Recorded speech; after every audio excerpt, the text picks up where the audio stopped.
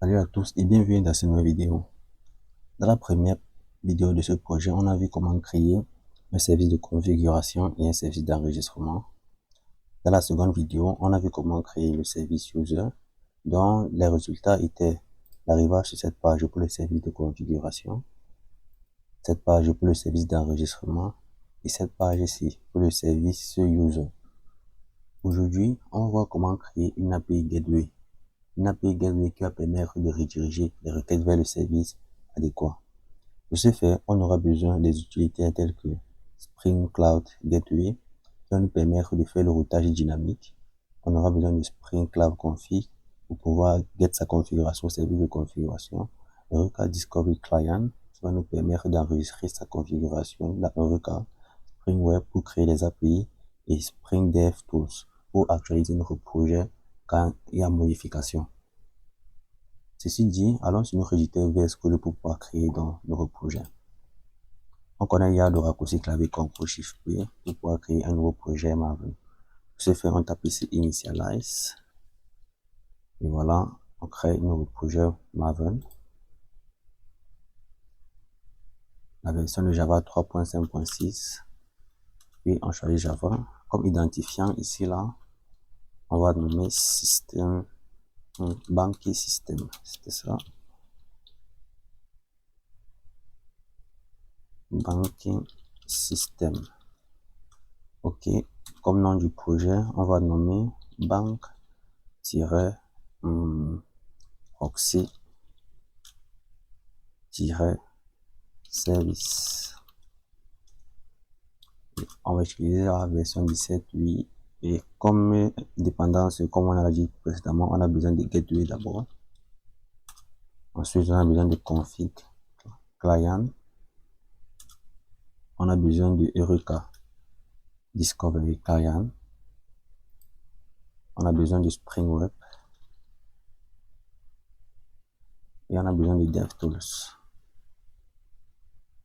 Ok. Cette indépendance ajoutée, je vais taper sur la touche Encre pour générer donc mon projet.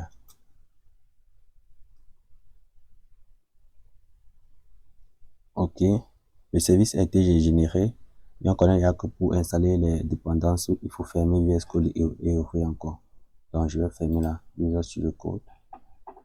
Et j'ouvre encore.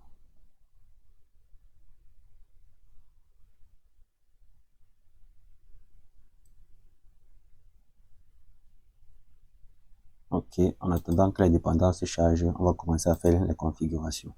Pour faire les configurations, on va venir dans Bank Proxy Service, dans SRC, dans Main, Resource Application.property. Application.property, ici, on va définir les configurations dont on avait défini aussi pour les autres services. On va dire que tu vas aller get ta configuration sur le service de config. Bon, ici, on va dire spring.cloud.config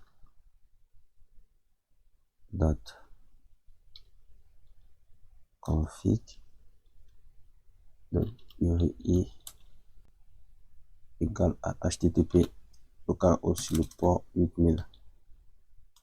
On va dire ici spring.config.import égale config server pour pouvoir importer sa configuration. Deux points. Ok, ceci fait. Là, je fais une erreur de frappe. Ok, ceci fait maintenant. Nous venons maintenant dans le dossier Java Bank Proxy Services. Là, ici, là, on doit activer dans le package qui va nous permettre de dire que celui-ci c'est une API Gateway. On va ici là mettre aerobas enable Discovery Client. Ok. Ceci fait maintenant, nous venons dans notre dossier de configuration. C'est-à-dire le dossier dont on envoie sur GitHub, c'est-à-dire dans Cloud Config ici. Je vais créer un nouveau fichier appelé bank-proxy-service. Donc, on a que le nom de ce fichier doit avoir le même nom que notre service ici. Donc, le même nom ici et le même nom ici là. Point properties. Ok. Ici fait maintenant, On a d'abord les configurations de base comme le port. On va dire serveur.port égale, je vais prendre le port ici 8091. Lorsqu'on a configuré le port, on va configurer maintenant REK. Bon, il doit aller get sa configuration de REK normalement, donc REK.client.service URL default zone. Pas pour get sa configuration, mais sur le port 8761.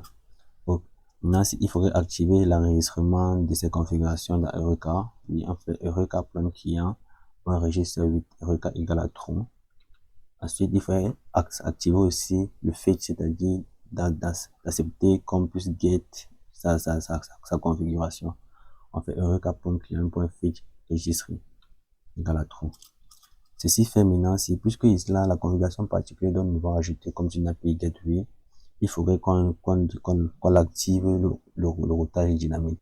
Pour activer le routage dynamique ici, on va écrire spring.cloud.discovery.locator.enable égale à true. Ok, lorsqu'on a écrit ceci, on va envoyer notre configuration sur GitHub. J'ouvre le dossier dans un terminal intégré. Je vais légèrement baisser. On fait un git add git commit -m. Ici, on va dire config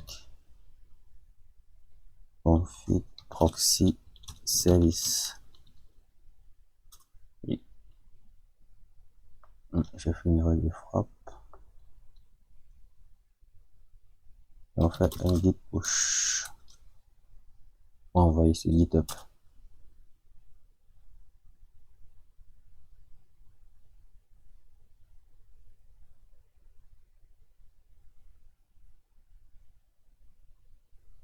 Ok.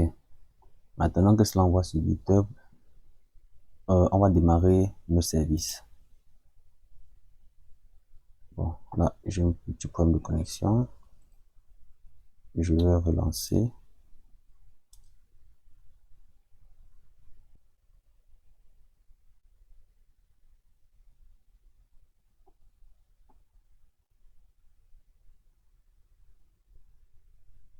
Ok, ça a été envoyé. Ici, là, maintenant, je vais démarrer mon service de configuration.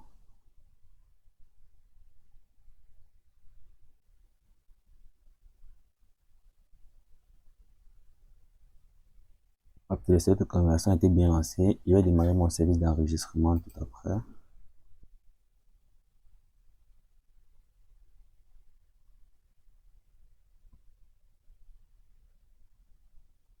Et le service d'enregistrement a été démarré. Maintenant, je peux démarrer mon service proxy.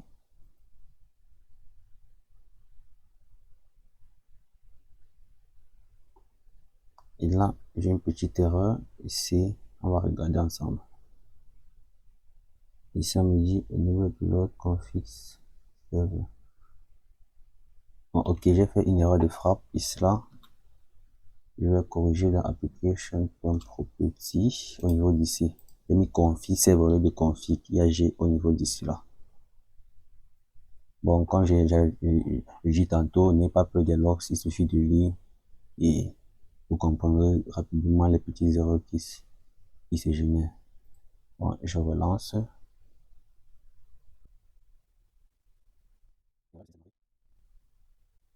Ok, tout s'est bien passé. On dit que le service a démarré sur le port 8091 et je demande en fait mon service user.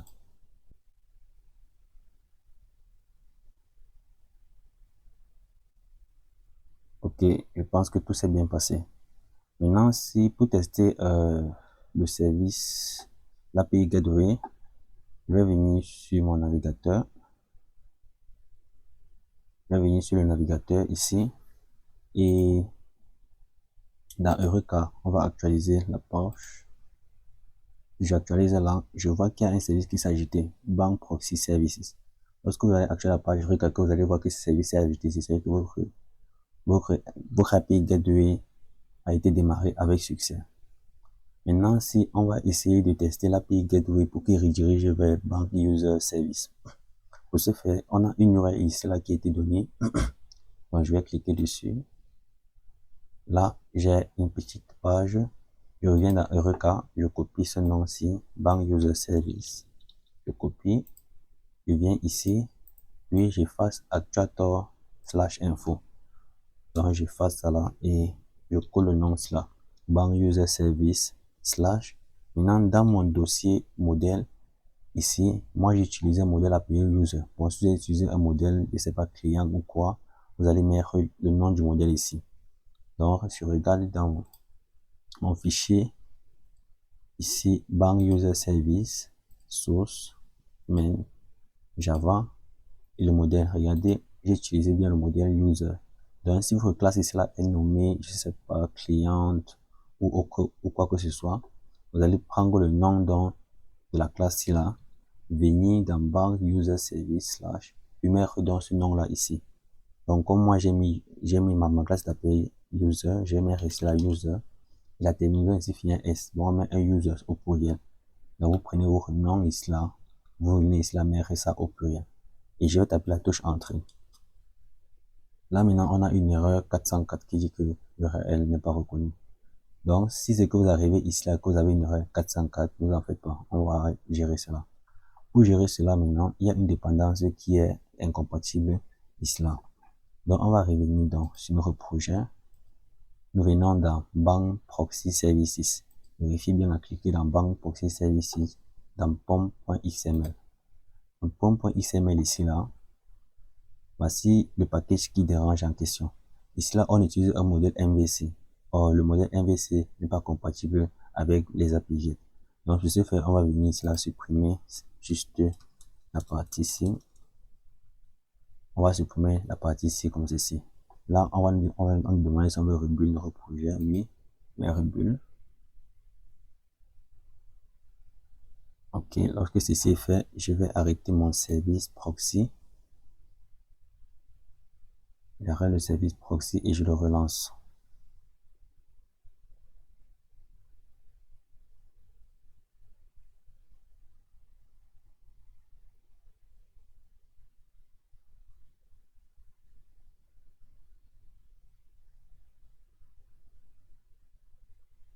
Ok. Lorsqu'on lance le service proxy, on voit qu'on tombe encore sur une autre erreur qui nous dit ici là que il y a une dépendance incompatible. Il dit là que d'enlever la dépendance Springboot Started Web Dependencies. Ok.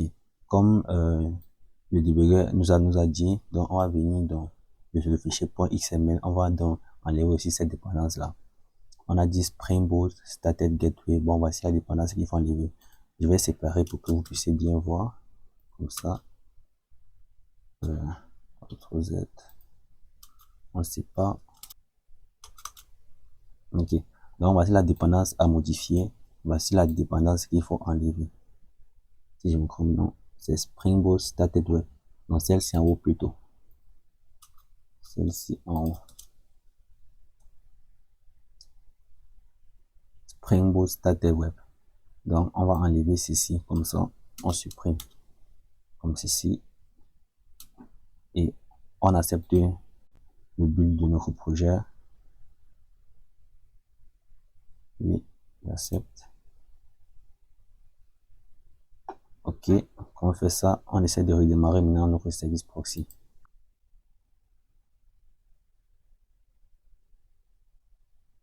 Voilà, on voit bien que notre service proxy a bien démarré. On revient maintenant sur notre navigateur.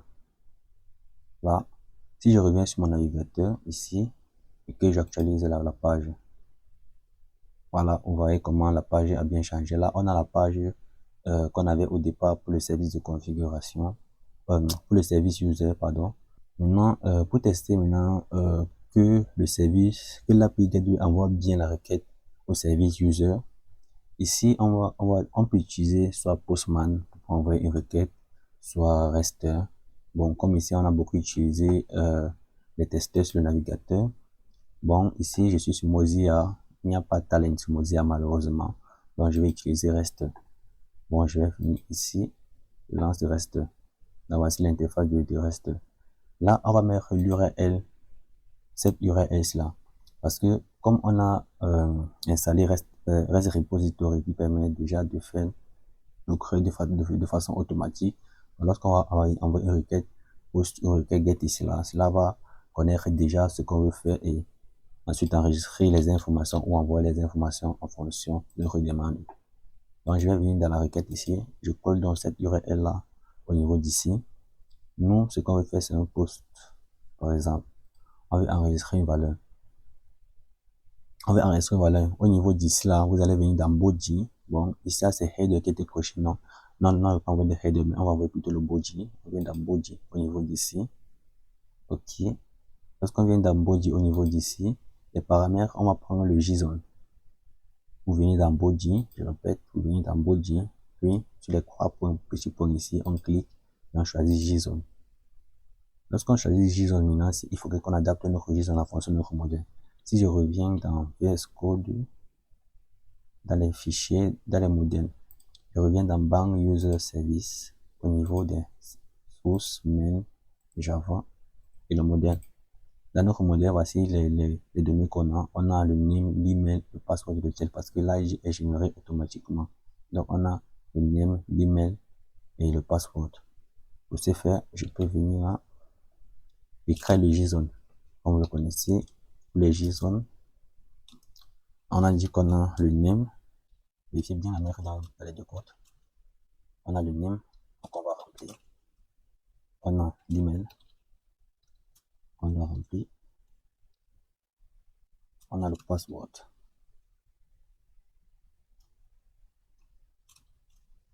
Et ensuite on a le tel. Ok. Lorsqu'on a fait ceci maintenant, on va maintenant ici remplir les données pour pouvoir tester le post. Si je viens sur le name, je mets Sanjean-Yves. L'email ici, je vais mettre sanjean-yves@gmail.com. Le password, je mets 1, 2, 3, 4, 5, 6 pour tester. Le tel, on va mettre n'importe quel numéro. Hein. Ok. Lorsqu'on a mis ça, on essaie de tester l'API. On tape maintenant sur send au niveau d'ici. Ici, on a une erreur 400 qui dit que la requête n'a pas été bonne. Bon, en fait, l'erreur dit là que notre requête, le contenu type de notre requête est envoyé sous forme de texte. Or, il doit être envoyé sous forme de application.json. Et là, on voit une petite notification ici en bas de notre écran qui nous suggère de modifier notre contenu à application.body. Ici, là, je vais donc taper sur cette content type. Je vais cliquer là. Ok, lorsque je clique là, je renvoie maintenant sur la requête comme ceci. Et voilà, on voit un 201 qui dit que le user a été bien créé. Donc, comme j'ai créé dans ce user ici, je peux encore ajouter une autre information. Je sais pas, je peux venir, je mets peut-être 2 au niveau d'ici. J'envoie la requête, je crée. Je viens, je mets même 3 ici. Et j'envoie la requête. Ok, si c'est bon. Maintenant, on va essayer maintenant de tester la scalabilité de notre application. Pour tester maintenant la scalabilité de notre application, il va falloir lancer 2 instances de l'application. Mais comment lancer maintenant les 2 instances? Pour lancer les 2 instances de l'application, il faudrait venir dans notre code au niveau d'ici. On va venir dans notre fichier de configuration ici. On vient dans Bank User Service.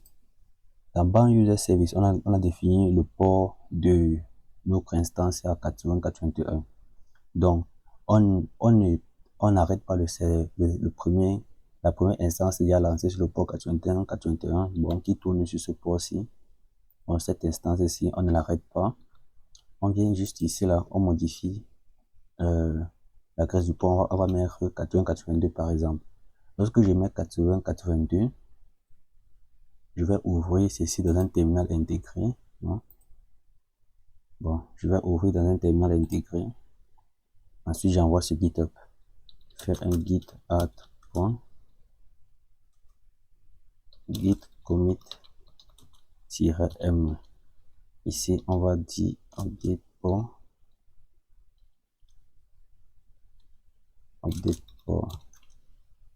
comme ceci. Ensuite, je fais un git push.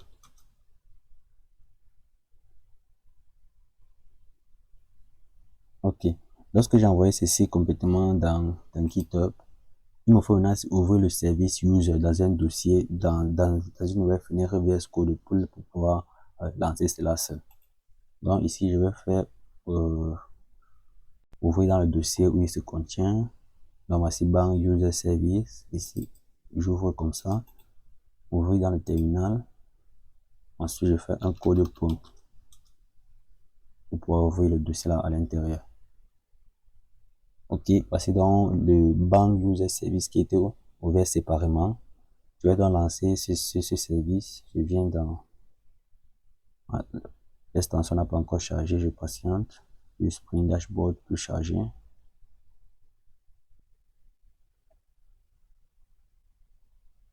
Ok, Spring Dashboard a été bien chargé, donc voici l'icône. Je vais cliquer dessus, je vais analyser pour regarder maintenant s'il y a un service.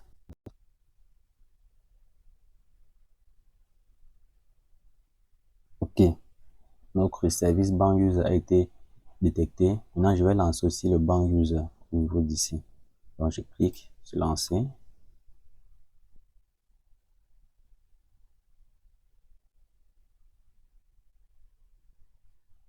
Là, j'ai une petite erreur. On me dit que le port 8082 est déjà utilisé. Ce qu'on va juste seulement faire, c'est revenir dans notre dossier ici. On va juste modifier le port. Au lieu du port 8082, je peux mettre 8083 et j'envoie sur GitHub toujours.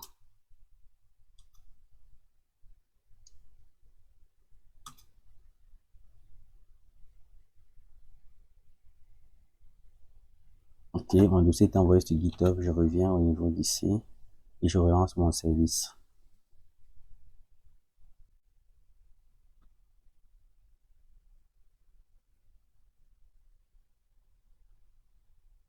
Ok, le service était bien lancé sur le port 8083. Donc, si je reviens sur mon navigateur, ici, je viens dans Eureka et que j'actualise.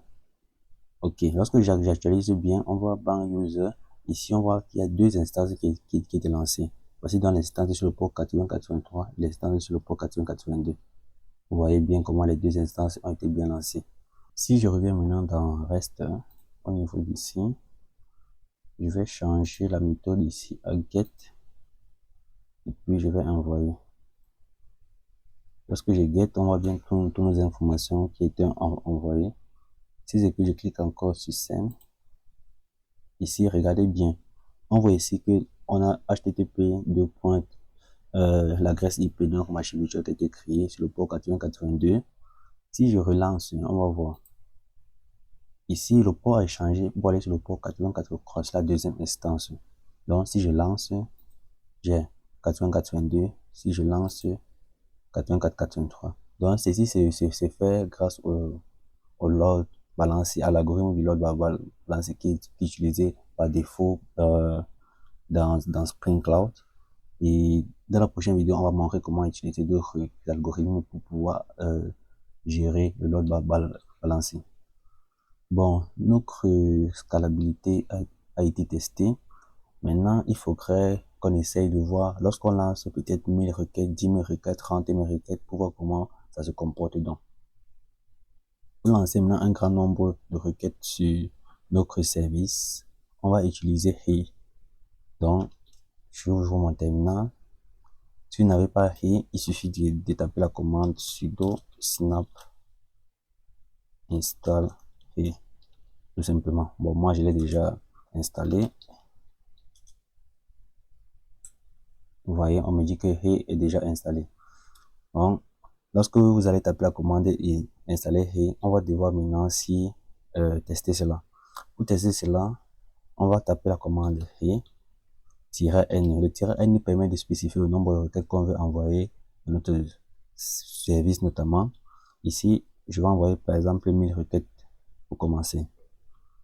On a le -n. Maintenant, c'est le -c me permet de dire combien de requêtes je dois envoyer successivement en même temps. Bon, combien de requêtes vont s'exécuter en parallèle. Si je mets par exemple 50, quand je mets 50, ça veut dire que à chaque fois que la première fois, il va envoyer 50 requêtes.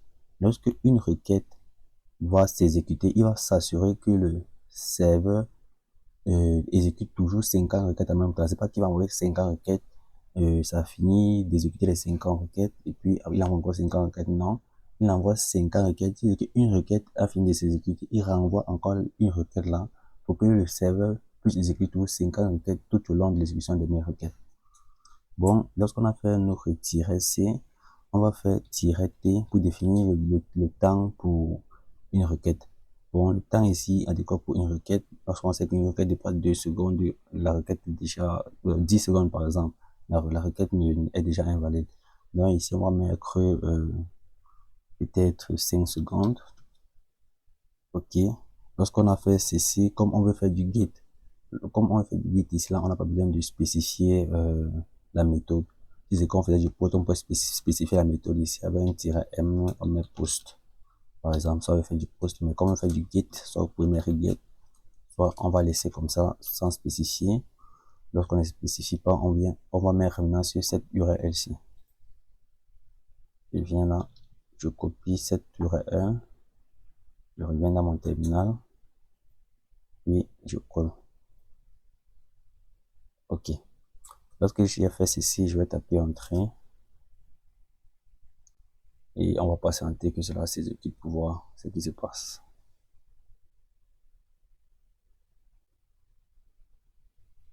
Ok, cela a été fait. On a les petites statistiques ici là. Il dit ici là qu'il a exécuté toutes les 1000 requêtes avec succès. Là maintenant, on a quelques dépendances. Donc le temps total, on dit qu'il a pris 12 secondes. Ici, ça dépend maintenant des performances de la machine. Vous avez une machine très performante, vous allez voir que ça va exécuter même ça en 5 secondes, 3 secondes, 4 secondes. Bon, tout dépend des performances de la machine. Bon, vous voyez quelques statistiques sur la réponse. Mais maintenant, si nous venons, par exemple, ici, et que on envoie, par exemple, je sais pas, 30 000 requêtes. Si on envoie 30 000 requêtes là, j'envoie 30 000 requêtes, par exemple. Bon, 30 000 utilisateurs se connectent en même temps sur mon serveur. Qu'est-ce qui va se passer? Donc, il envoie 30 000 requêtes. Je patiente.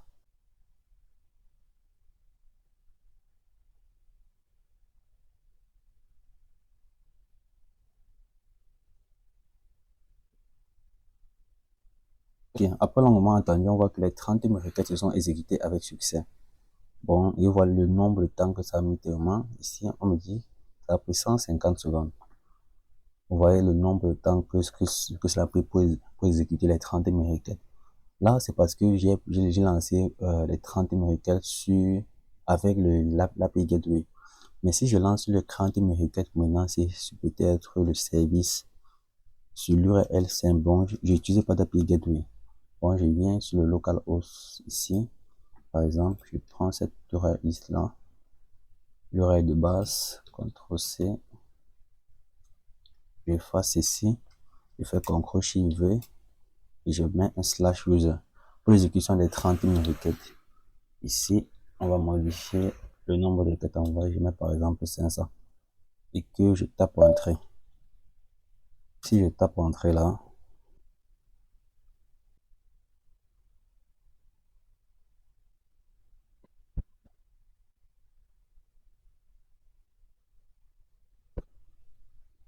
ok, les 30 000 requêtes ont été exécutées aussi avec succès. Mais ici, on voit que le temps d'exécution ici est plus petit que le temps que j'exécute lorsque on exécute avec l'API Gateway. Là, et cela, c'est fait à plusieurs facteurs, comme par exemple l'algorithme de la balance ici, qui permet de distribuer les charges à tout moment.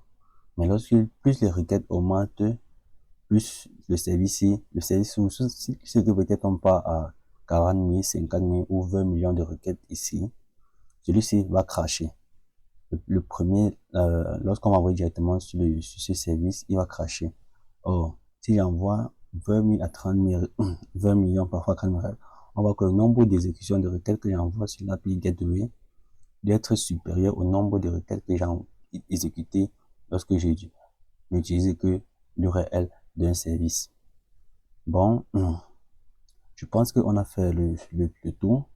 Et si vous êtes nouveau sur la chaîne, n'hésitez pas surtout à vous abonner, activer la cloche de notification pour ne rien rater, parce qu'on parlera beaucoup encore des microservices et d'autres technologies en particulier. Bon, à la prochaine vidéo pour voir comment on va tester les algorithmes de load balancing.